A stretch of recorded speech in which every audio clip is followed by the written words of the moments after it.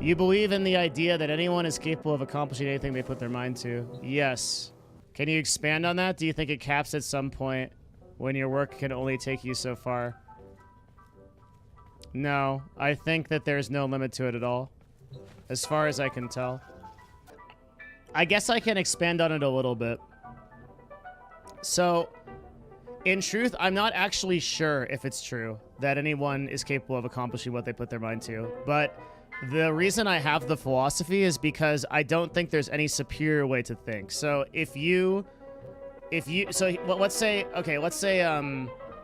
that you live in you think you live in a determinist world where you're saying, okay, everything that I could and have to figure out is already predetermined, or is predetermined either by biology or like whatever you want to say. I think that what that does to a person is it limits their ability to achieve and succeed, even if they're right. So it's very possible we live in a determinist reality. It's like as possible to me as that we don't live in one, right?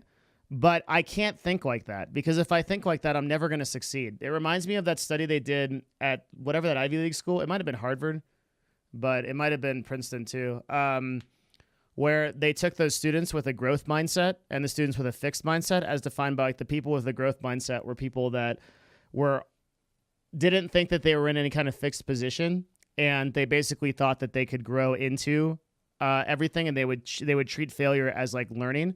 Versus the people in the fixed mindset that would say, okay, talent is basically something that I just have or don't.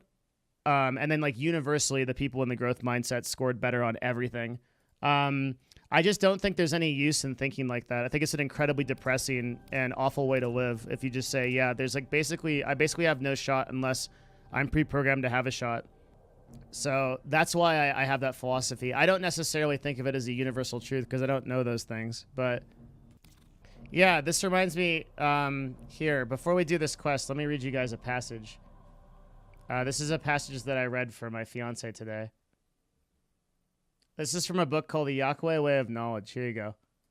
A man goes to knowledge as he goes to war, wide awake, with fear, with respect, and absolute assurance. Going to knowledge or going to war in any other manner is a mistake, and whoever makes it will live to regret his steps.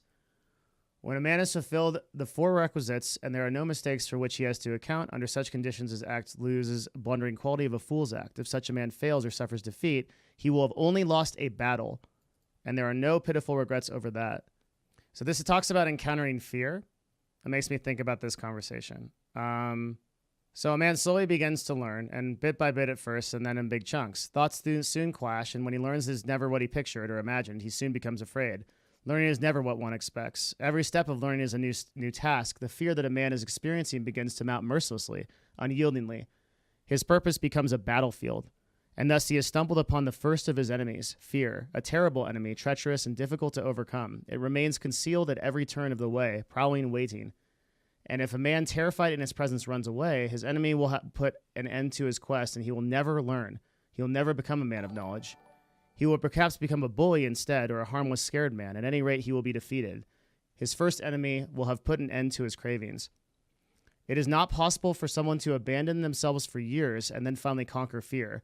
If they give in to fear, they will never conquer it, because they will shy away from learning and never try again. But if he tries to learn for years in the midst of his fear, he will eventually conquer it, because he will never really have abandoned himself to it. Therefore, you must not run away. He must defy his fear, and in spite of it, he must take the next step in learning, and the next and the next. He must be fully afraid, and yet he must not stop. That is the rule. And a moment will come when his first enemy retreats. The man becomes sure of himself. His intent becomes stronger, and learning is no longer a terrifying task. So I think that the only time that you really lose in life is if you give up. I think you'll fail over and over again. And I liken personal development. A lot of people think that I'm a very positive person, and they might be right. But I think of personal development like drowning. You put your head over the water and like you are succeeding, like you're on the right sleep schedule, you're eating right, you're doing the things you want to do, you're working out, and then you just plunge back into it. You plunge back into the depths, and you are struggling again, and you're lost, and you don't know how to get back up. And then you push yourself back up and you're up for a little while until finally you can tread water. Like, personal development is not a fun thing. It's an extremely stressful, extremely hard thing, and like this impossible thing we call life. And so when I think about growth mindsets and I think about conquering this, the only thing that I think really defeats you is when you give up. If you give up, there's no fight left. And then it's over. You might be right, and it might be true that like the thing that you're pursuing is never going to pan out for you. But you lose so much along the way if you give up. You lose everything, actually.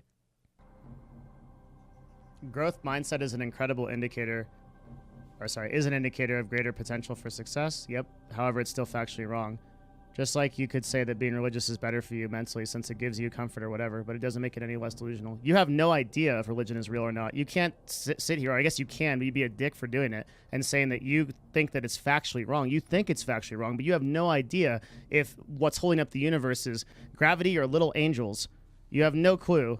You have science as your barometer, and that's it. So don't like discount spirituality because you think that you're in some higher view of the world when science is way closer to religion than you think at the outer edges.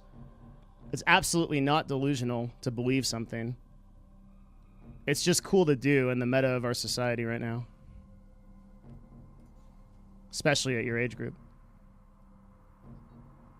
Yeah, personal development is really hard. It's like the hardest thing. I recently realized that going to bed early is probably harder than waking up on early. And I was like, oh my God, it's like such a struggle, like how some really simple things are.